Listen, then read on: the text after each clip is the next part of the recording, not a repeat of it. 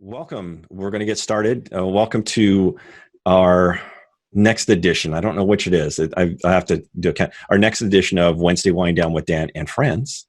And I'm Dan Conger. I am a frustrated backpacker and a beer aficionado. And I can't do either of those with my friends right now. So that's the show. So that's who I am. I'm Dan Conger. Sandra, would you introduce yourself? I am Sandra Grow. I'm also a frustrated backpacker. I'm not a beer drinker, and I did have a drink earlier, but kind of already finished it. Okay, that's okay. That's okay. Tonight we're going to talk about food, and there's a lot to talk about with food. So we're going to kind of give a surface level and kind of how we approach it. And the reason the two of us are doing it is there's some similarities, but then there's some significant differences in how we approach food. So with that said, I'm going to get started with my first question. And my first question for you, Sandra, is what's your cooking method? So the couple that I listed, and your method may be completely different, is one is stoveless, right? Everything's cold. Maybe just boil water only. Maybe you do full-on cooking on the trail. Maybe you're gourmet, right? You seasoning and you bring herbs and you saute and slice and dice, or you group meals. So what's your method that you use? I'm kind of a hybrid of a couple of them. I used to do the freezer bag, and I've also done a little bit of kind of a stove cooking because I like a lot of soup at night. I will do stove cooking, and so but that's just so that I can get it as warm as I want. Right now, when I'm cooking my meals, I put it in my bowl and I use hot water and I cook up that way, unless it is my evening meal and it's soup. Otherwise, and when I'm doing that, I'll cook in my pot. Otherwise, it's just hot water in my bowl, letting it soak and stay warm, and then I eat. And for lunch, it's I add water at breakfast, and I eat it at the cold stream temperature. Right. I'm very similar in that aspect. I started off as a cook on the trail. I remember sauteing things and making garlic bread and making pizza one time. It was a brilliant idea. It was fantastic. And then after the third trip, I'm like, oh no, I don't like that. So I real quickly became a boil water only. I actually do a lot of my prep at home, so I put more effort in at home. So I have some pretty nice meals, but I've done a lot of work back home where it's a lot easier to do it. So like you, is the problem. Yeah. So I'm a soak only. I started off as freezer bag cooking, and I've switched to a cozy style. But it's the same concept, right? Where you just heat water and let it soak, and then what I really like, right, is I eat out of this container. So, okay.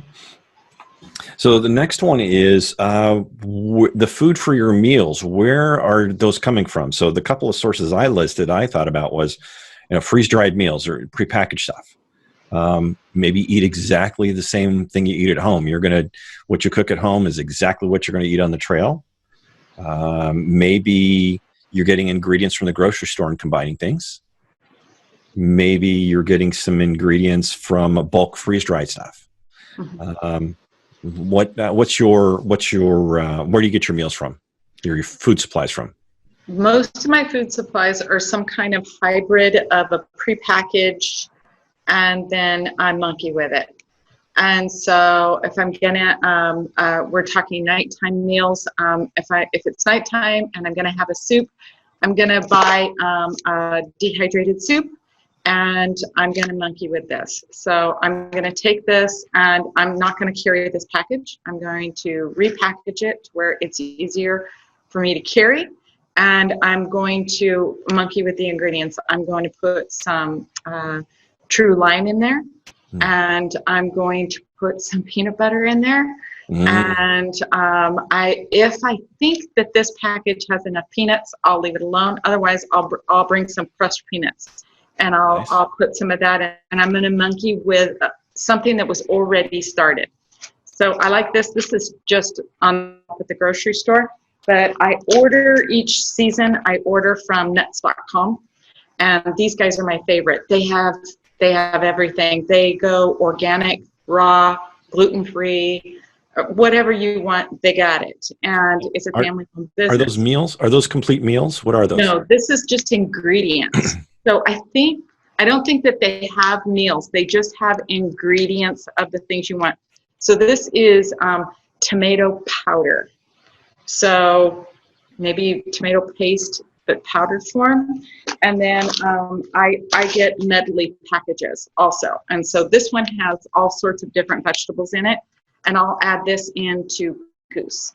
And I'll monkey up the couscous in some flavoring that I would like. Maybe I want it to be kind of lemony.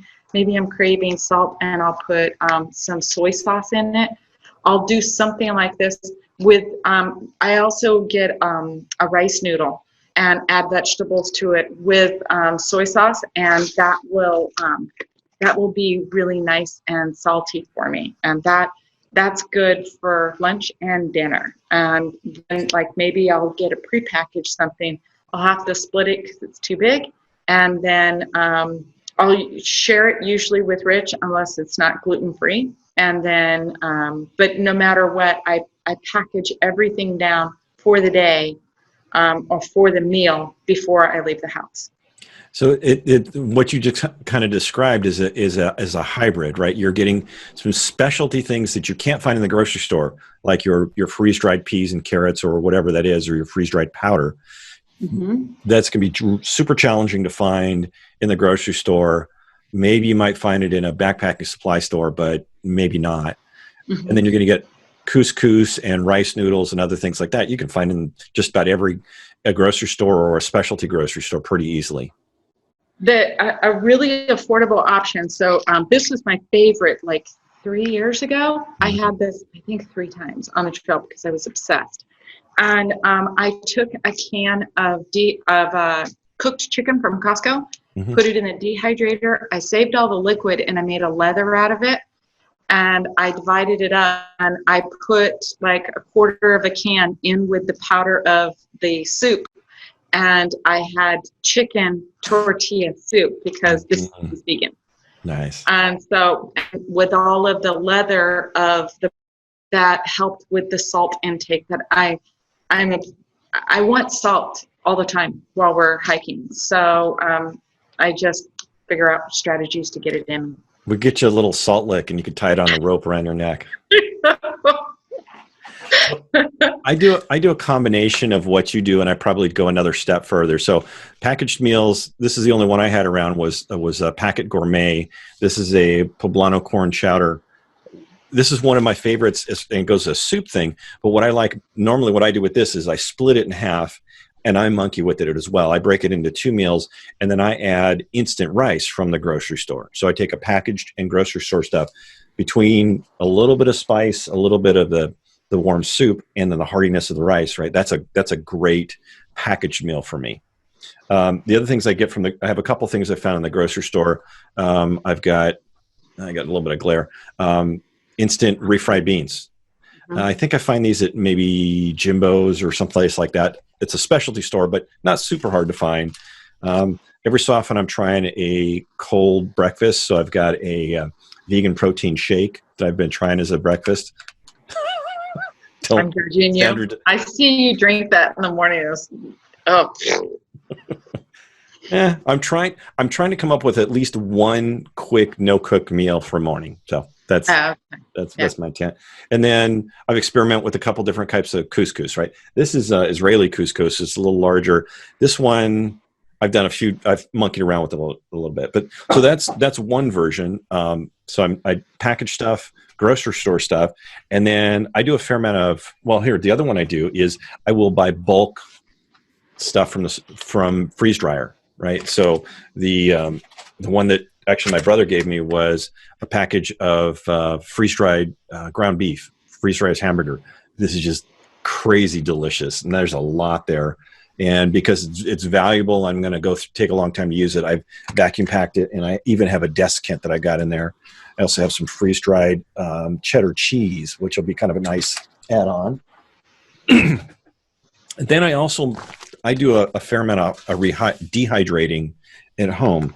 So this is a pasta with spaghetti sauce and a crap ton of vegetables.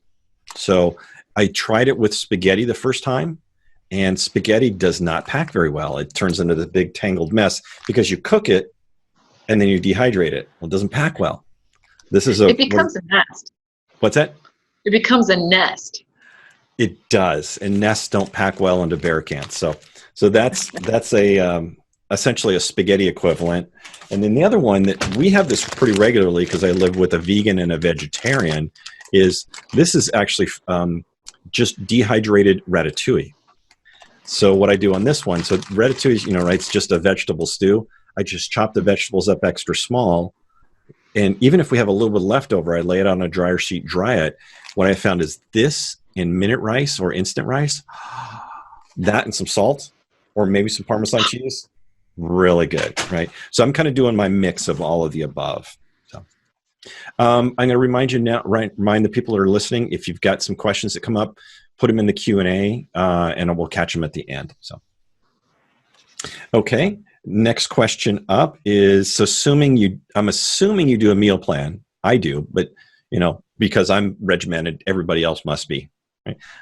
So assuming you do a meal plan, what's your strategy on your meal, on planning your meals and figuring out what you're going to take on, if it's a one night, well, you can go get a burrito or something and you're golden, but it's multiple nights so what's your strategy on that?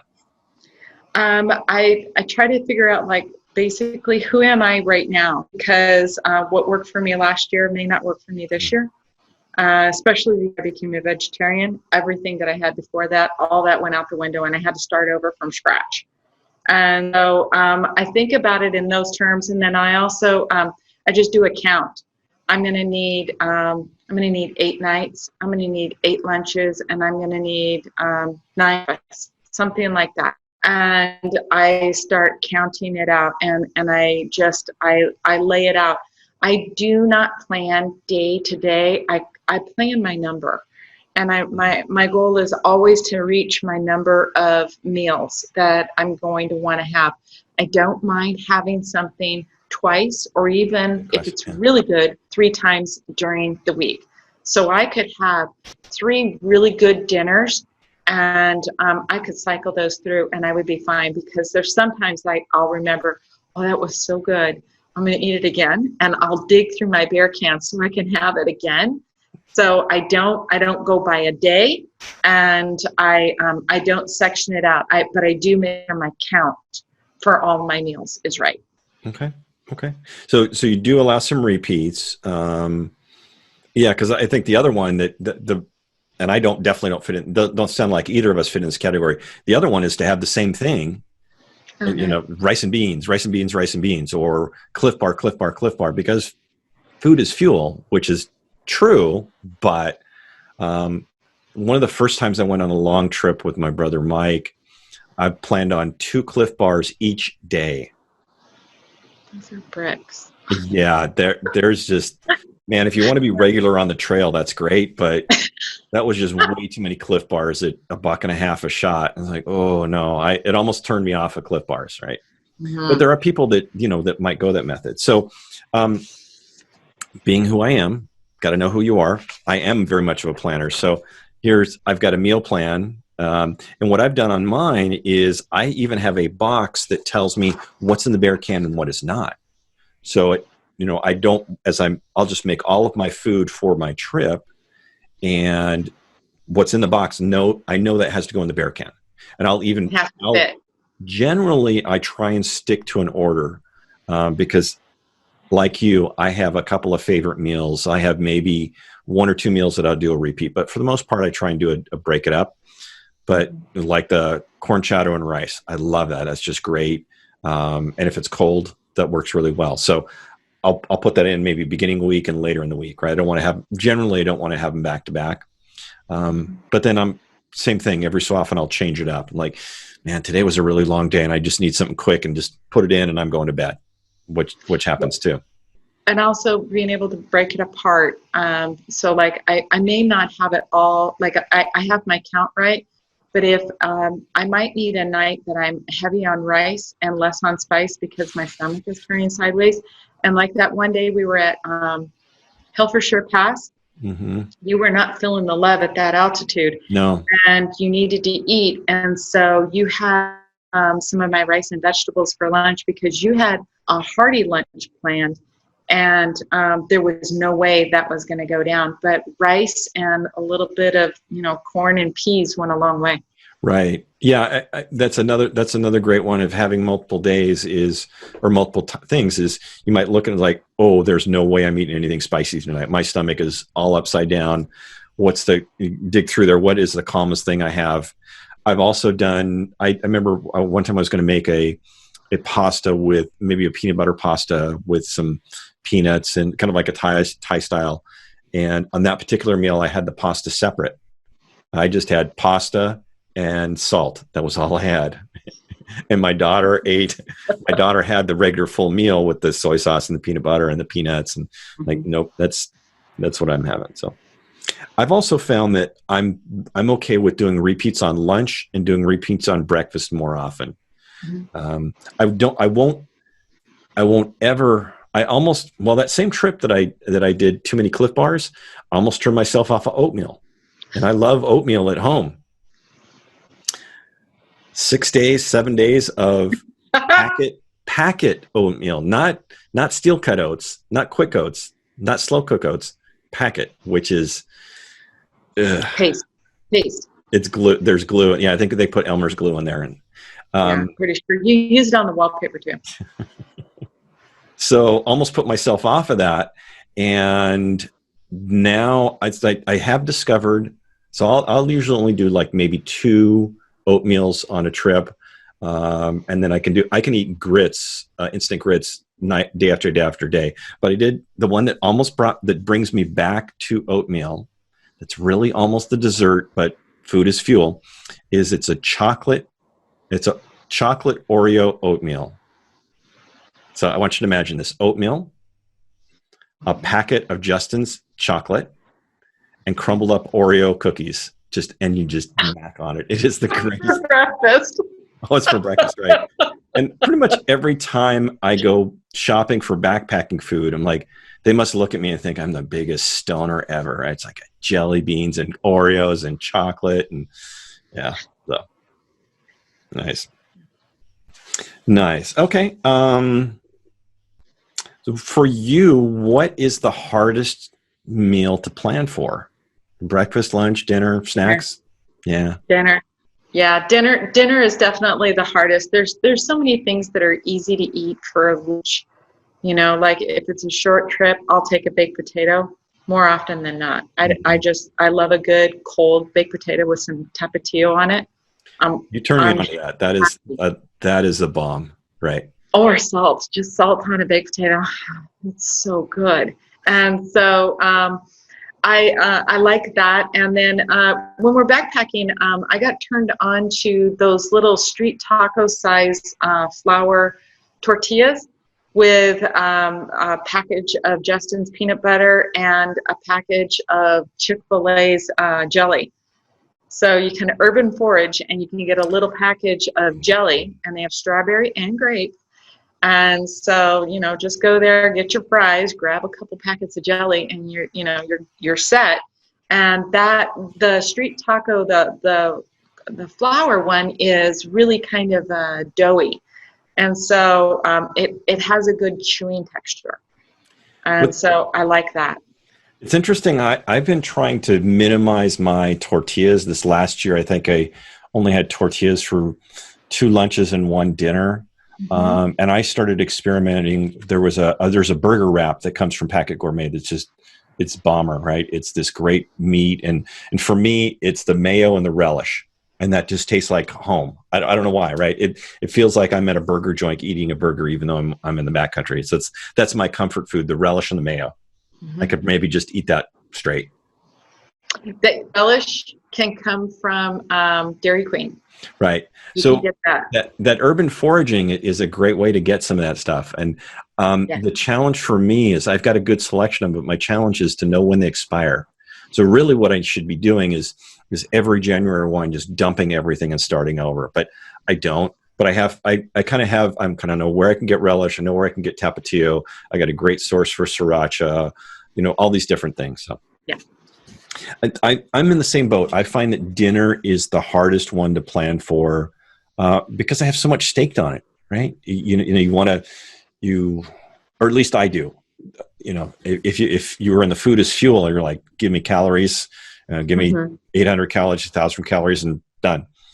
So, I want my dinner to be a strategy that's going to work for me. And because I'm always complaining about that I'm cold.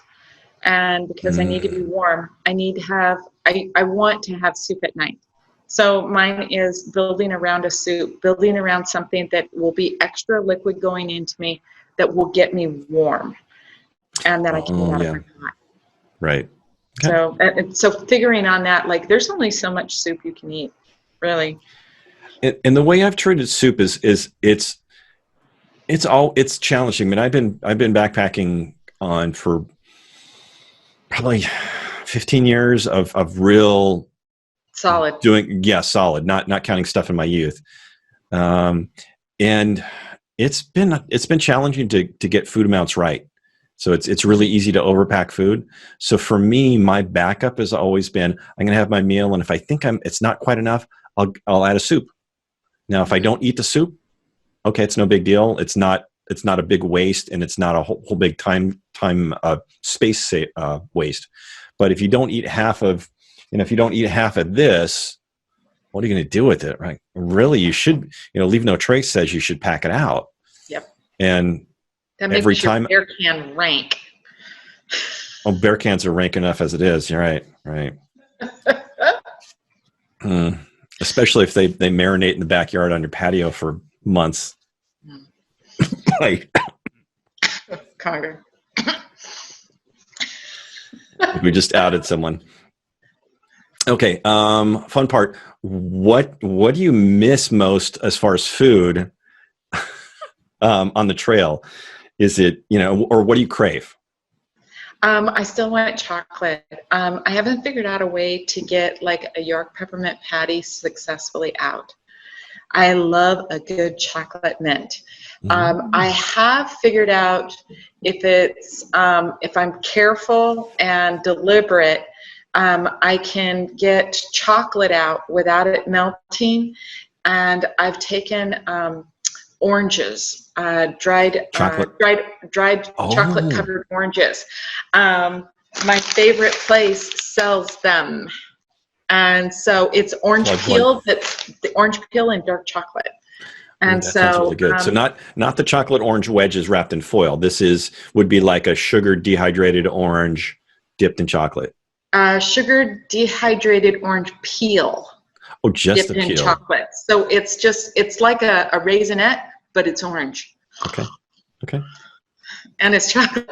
So having chocolate at night and having it not have melted is the hard part.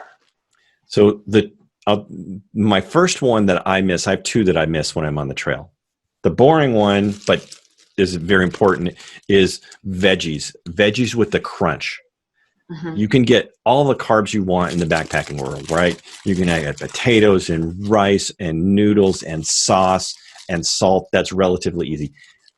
Celery sticks, carrot sticks, any of that stuff, not going to happen, right? It's too heavy. Oh, I got an idea. This is worth its weight in gold. This is dehydrated coleslaw. I don't have the recipe for it, not available, and you can look up the recipe, find it yourself. But this is a marinated style, so it uses cider vinegar and I think it's mainly cider vinegar and some salt.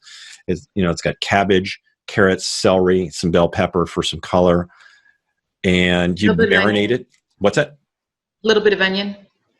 I don't think I have an onion. Maybe I have green onion. Maybe, yeah. And then you marinate it, and that breaks down the toughness of it. Oh, did I say cabbage? I don't think I said cabbage. Yes. And you marinate it. That breaks it down a little bit, and then you spread it all out on a sheet, and you dry it juice and all. And this is actually a very healthy serving because it takes all day it takes hours to rehydrate, right? So if I want it for dinner, I would I would rehydrate it at lunch. If I want it for lunch, which is a great lunch snack, I do it. So this gets me that fresh vegetable. So that's my freshest one. That's really good. I love that one. That one is in my my book that I use to plan my meals, and I have everything kind of like queued up. And so when I know a trip is coming, I'm gonna grab my strategy book, and that recipe is in there, and I make me some.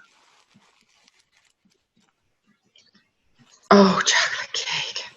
So I miss chocolate, and I like my chocolate in carbs, brownies, cake. I don't like fudge. I don't like chocolate bars. That's my wife, right?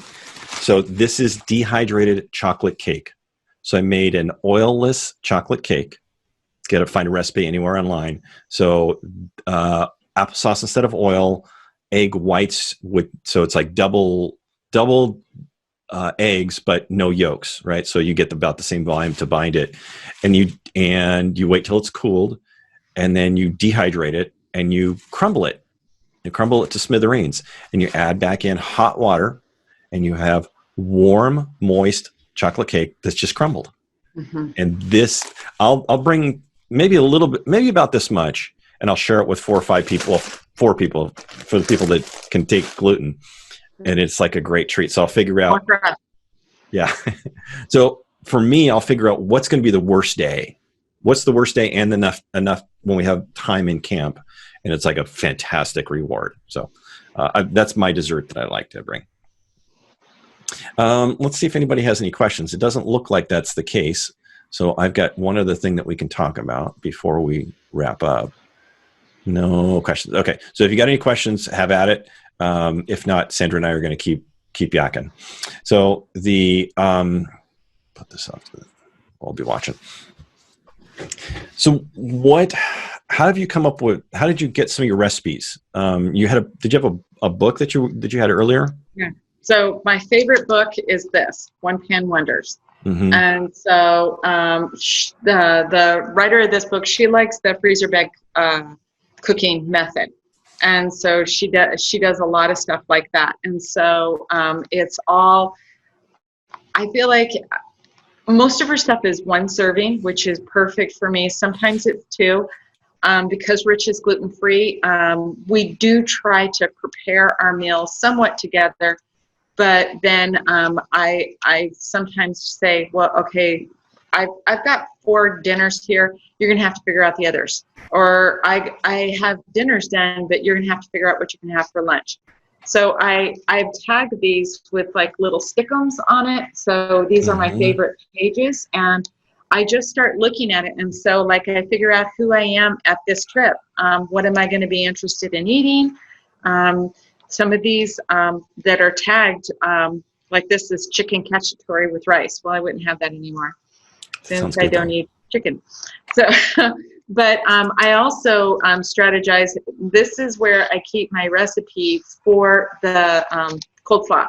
And so everything is in one place. And so for me, backpacking, going on a vacation, it's really hard for me to break away from work. I do work a lot, and then because I'm a perfectionist, I want to have everything done that could possibly happen before I get back. Yeah. And so I spend a lot of time before we're leaving working instead of planning my meals. And so this is the strategy to have food at my fingertips. And then a month out, I'm going to go to nuts.com and I'm going to look at what I can order online and see what do they have and what do I want and what can I make something out of with my order from nuts.com. Nice. They're my favorite. So what I've done is I have put a copy of this meal plan. I have put a list of meals that I like to use. I have breakfast, lunch, dinner, snacks. I think I took out the snacks, breakfast, lunch, dinner.